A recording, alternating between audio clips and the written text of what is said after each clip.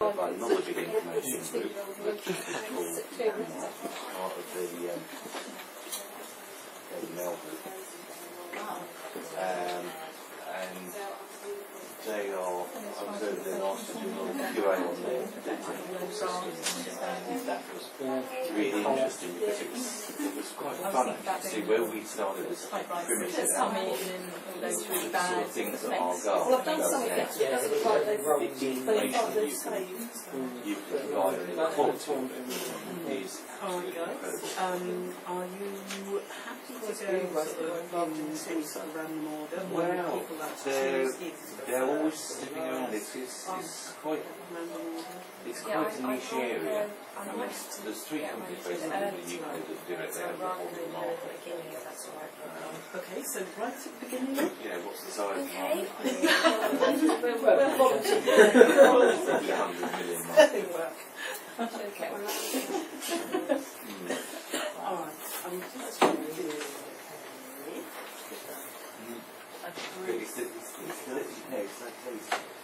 Just before seeing when I thought of the idea, I would have gone down that route.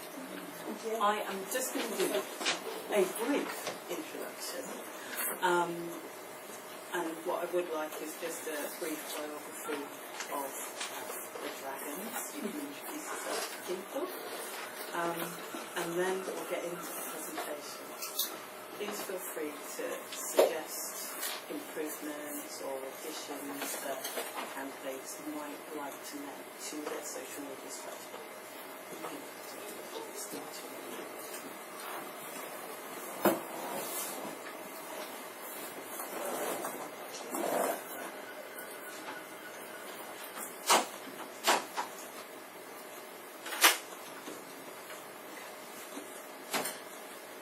Alright, so thank you all for turning up this evening, and we're just going to run through the presentations. Welcome, Dragons. Thank you so much for doing this. You're superstars. Can we start with Alex, please, if you'd like to introduce yourself? Hi, so I'm Alex. I am a digital marketing architect at ThoughtShift Limited. They're a digital marketing company based in Brighton. I specialise in content and social media, so looking at the content that brands choose to put on the internet about themselves, both on their websites and off their websites, social media being a big part of that, and looking at how A, they present themselves, and B, how they can use those assets that they have online, so their social media profiles, their websites, to convert potential customers into actual customers. So I've done social media strategies for B2B companies, B2C companies, online shops, lead generation websites. I've really worked across the board in social media and online content. So quite looking forward to hearing about all your different businesses and your plans for your social media. Hello, I'm AJ Coots. I'm the MD and co-founder of ThoughtShift.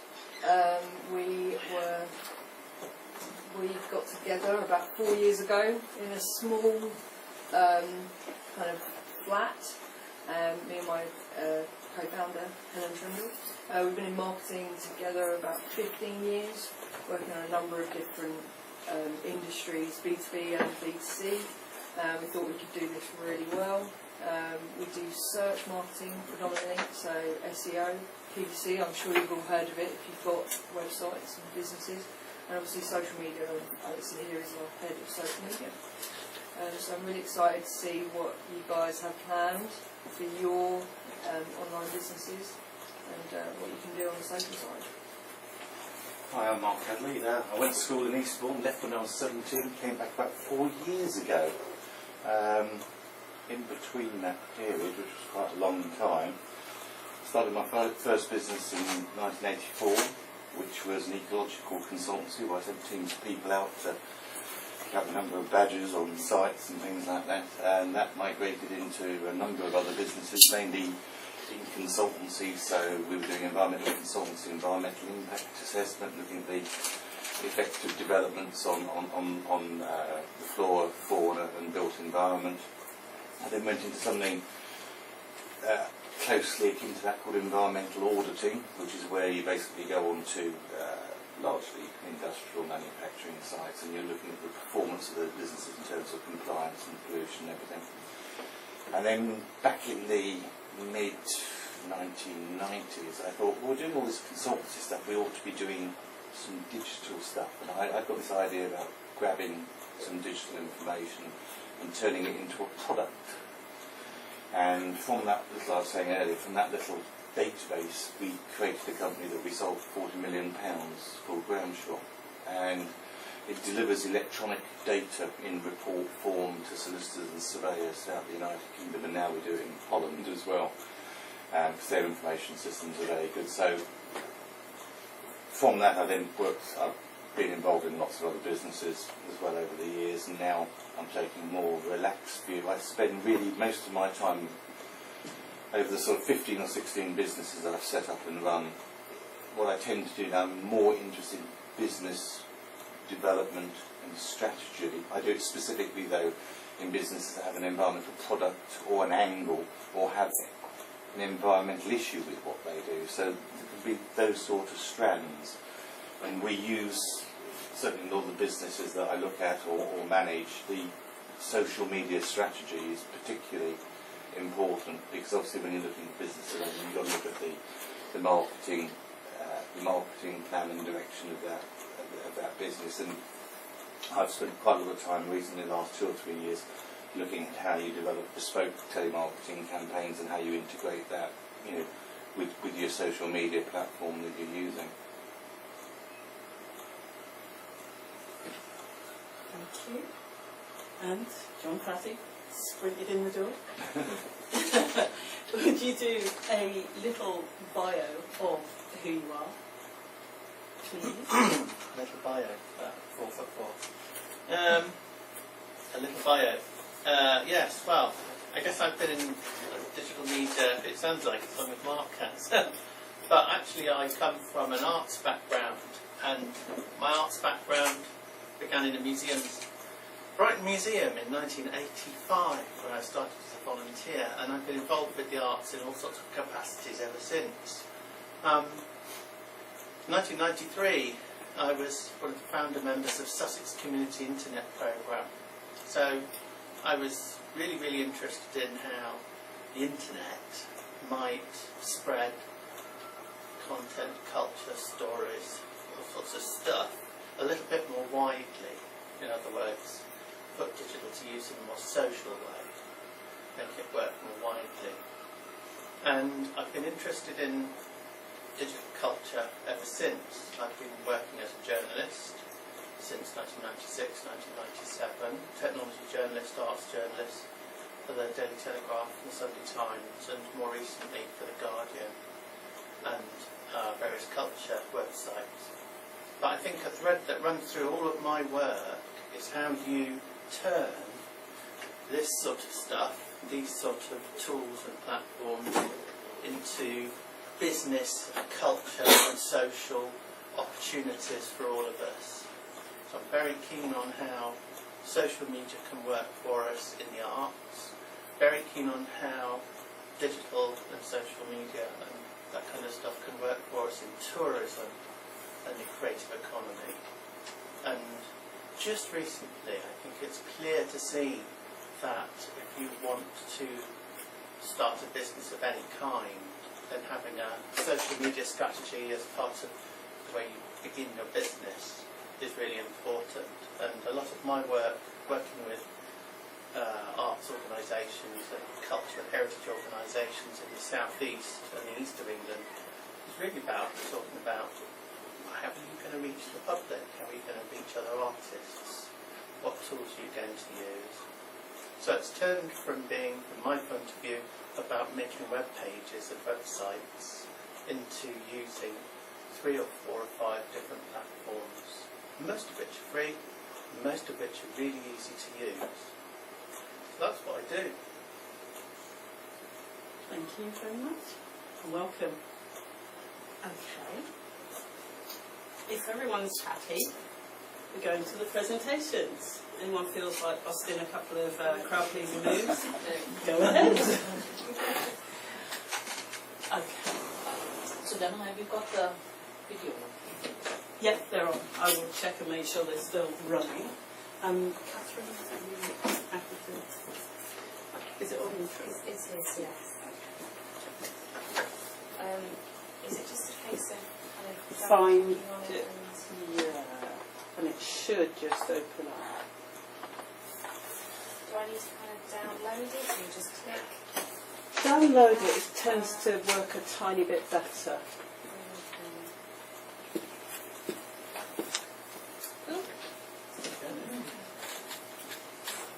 Hi, my name's Catherine, and my family own and run the Best Western Lands Hotel in Eastbourne.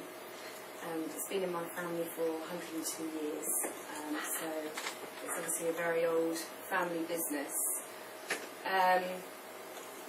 I have my uncle working alongside me.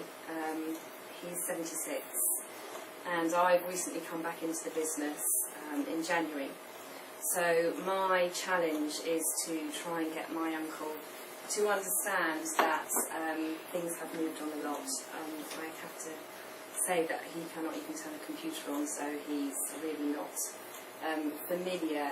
He obviously knows what social media is, but I've set it all up since January. So I've set up our Facebook page, I've set up our Twitter page, and I've been looking at Google Plus, and I've been looking at I'm on LinkedIn. Let's see where I am. Do I just click or do I move? Sorry, The top... move down. Oh, Right, yeah. that's right. So, as I said, we're a 3-star family-owned hotel, very traditional. We have our sort of main sort of customer market is the more elderly. You know, Eastbourne has that perception that the more elderly people come to Eastbourne, but I think that things are changing a lot, and again, trying to get my uncle on board to sort of understand that, you know, there's more families moving to Eastbourne, there's more people wanting to come down to Eastbourne for holidaying with families and that sort of thing. So as I said here, you know, it's not just a place for old people anymore, and we need to sort of engage with those people who are coming down to Eastbourne, or even thinking of coming down to Eastbourne. So it's important, as I said, that we move with the times and that we can appeal to all ages.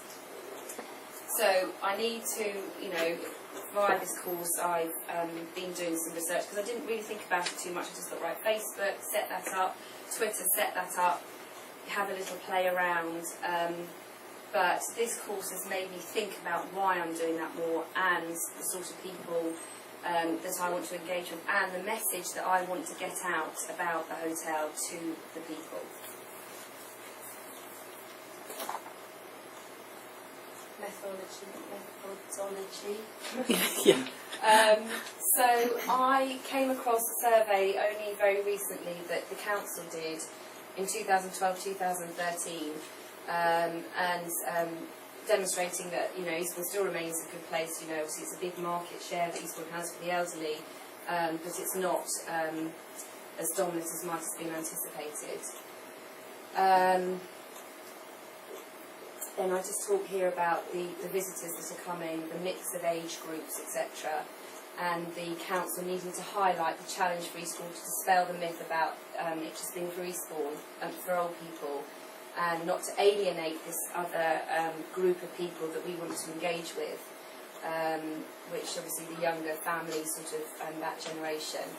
And they acknowledged in their report that one of the ways to obviously achieve this was successfully was via online channels and social media.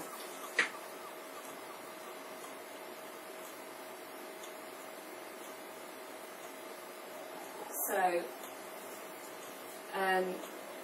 it still remains, as far as people sharing all their experiences on social media, it still remains a bit of a sort of niche activity for people to be kind of sharing all their experiences, the council believe, with their survey that they did to others, probably because of the lower use of social media users as far as the people that are coming to Eastbourne. And so the elderly people who do come are not necessarily sharing their experience so much. But it says in the report that the council want to embrace social media and engage actively with these significant minorities of visitors. basically, Facebook, Twitter, etc. And it will place the council in a stronger position to develop this presence going forward. And it's a new channel for communication for new markets.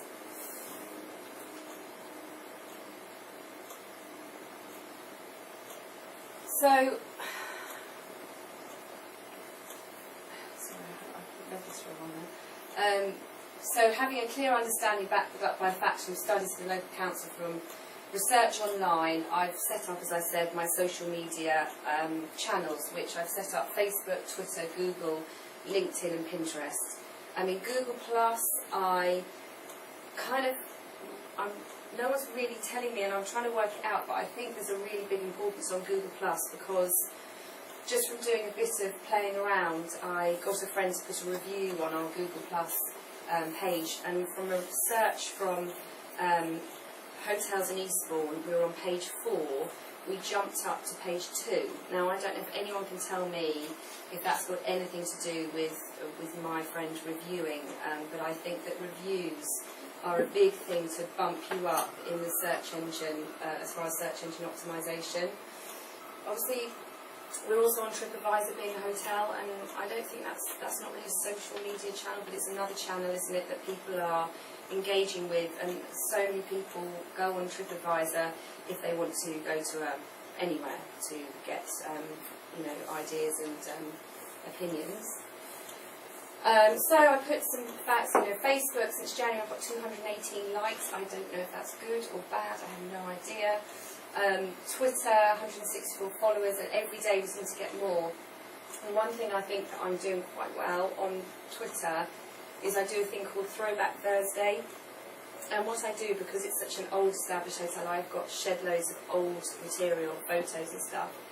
And so what I do is for example, there's a picture in 1926 of the restaurant, and all the staff standing there looking all, very smart, 1926. And then I've recreated the same place in the restaurant, all of the staff standing in the same place. And then my colleague, she does this thing on one of these apps that kind of puts them together. And I've done that, and that seems to have been really popular because people love seeing old and that sort of thing. So to achieve more followers, there's a few things I plan to do, and I really need to do more research on this, but one of the things is, for example, on the reception I want to just put a little stand that says like us on Facebook, follow us on Twitter, follow Friday, which we do on Twitter, so we're getting more followers via that. We also need to up our game on e-marketing, which is obviously cheaper than doing mail shots, and enable people to click to see and click through to your links. So obviously you have Facebook and Twitter links on the bottom of that, so they can then sort of like your page and follow you or whatever. And that's a really big task for me to do because our database is just horrendous, it's all over the place. Also, I've redesigned our questionnaire, which goes in all of the bedrooms, and on the back of it I've put that basically if you want to leave your email address and receive promotions and newsletters, you can be entered into a prize draw and you'll receive whatever it is we decide to give them. To encourage people to leave their email address. And then I've also asked, there's a little survey on the bottom of our questionnaire, what social media do you use? So I'm just trying to get an idea of what people are using. I've done a summer newsletter that's gone out last week, and I linked a survey via SurveyMonkey, which I found out all about here. I didn't know anything about it before. I haven't had loads of results from that because I think that it was a link, and I think I should embed on the bottom of it just some very basic, like is it the radio controls, but people click, what do you use, click, click, click, easy, so they don't have to go off somewhere else. So that's kind of a learning curve for me. From starting my Facebook page, it's clear that through shares of our page, etc., our message is getting out there. I did this really great thing on, I joined Girls in Business, and this is all networking and shows how this good social media can be, because